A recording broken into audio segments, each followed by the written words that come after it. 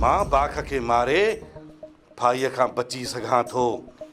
बाख तूं मरण जे लाइ तैयार थी वञ। न सालार न, बाख अकेली ना आहे।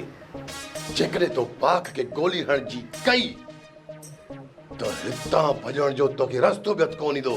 सालार खान, जेके तो ज़ुल्म ॾाढ असां ते कया, असां तोखे वरी बि मौक़ो ॾियूं था त गिरफ़्तारी ॾेई उन्हनि ज़ुल्मनि जो अज़ालो करे थो सघीं।